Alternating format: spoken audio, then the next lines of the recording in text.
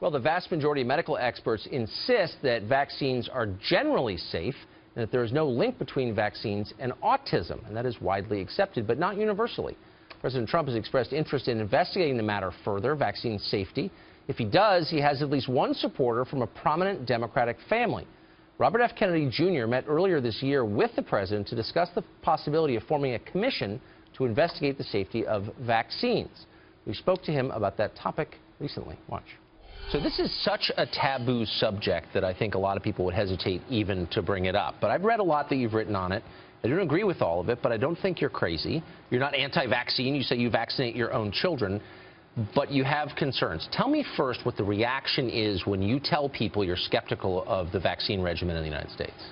Well, like you said, I'm pro-vaccine. I've never said anything anti-vaccine, but I've read the science, and the science is very clear that some of the vaccines, and what you have to understand is that the vaccine regimen changed dramatically around 1989. The reason it changed, Tucker, is that Congress, drowning in pharmaceutical industry money, did something they've never done for any other industry. They gave blanket legal immunity to all the vaccine companies so that no matter how sloppy the line protocol calls, no matter how absent the quality control, no matter how toxic the ingredient or egregious the injury to your child, you cannot sue them. So there's no depositions, there's no discovery, there's no class action suits. All of a sudden, vaccines became enormously profitable.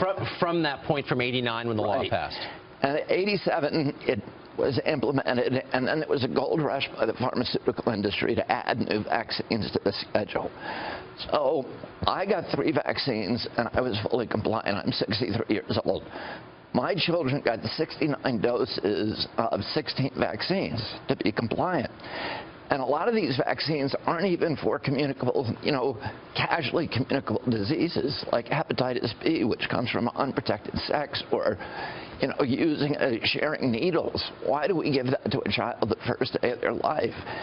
And it was loaded with mercury. And we do give that to children. We continue to give it to them. The mercury has been taken out of 3 vaccines.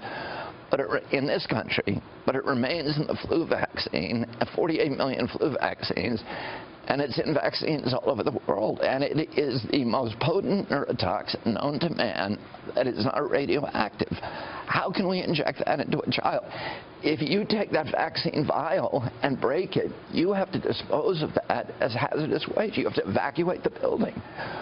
Why would we take that substance and inject it into a little So the baby? argument, as you know, is that group immunity, herd immunity is what you're searching for, and yes, there are downsides, but in the big picture, everybody herd immunity is, when they talk about herd immunity, they're talking about casually contagious diseases like measles. Right. Last month, a group of very prestigious scientists with a robust study of African children studied the DBT, diphtheria, pertussis, and tetanus vaccine. Yeah. Which is the most widely distributed vaccine in the world. Virtually every kid in Africa gets it.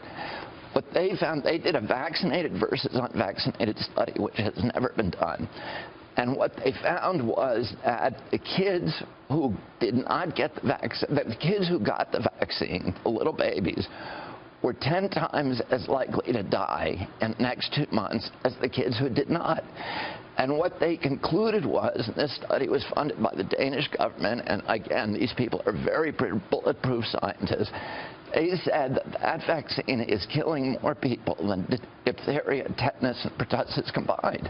So we need to do those cost-benefit analyses on every vaccine. So why, and this is the final question, but why has the point that you're making, that doesn't seem crazy, been so discredited? Could it be because the spokesmen for that point of view tend to be actresses from Hollywood or actors who don't seem to know much about the topic and are against all vaccinations? That has... I think that cohort is out there, but it's very, very small. And I think, I'm called anti-vax all the time because the pharmaceutical industry is so powerful, both with the media. They give $5.4 billion a year to the media. And they've gotten rid of the lawyers, so there's no legal interest in those cases.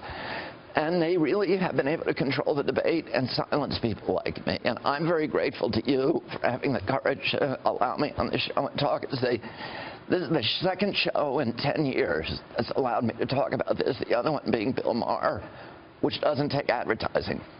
I just think it's interesting. And above all, I think you ought to be allowed to ask legitimate questions without being attacked, because I think that's the basis of democracy. I mean, we ought to be having a responsible debate. And, you know, a debate that doesn't scare people. Right.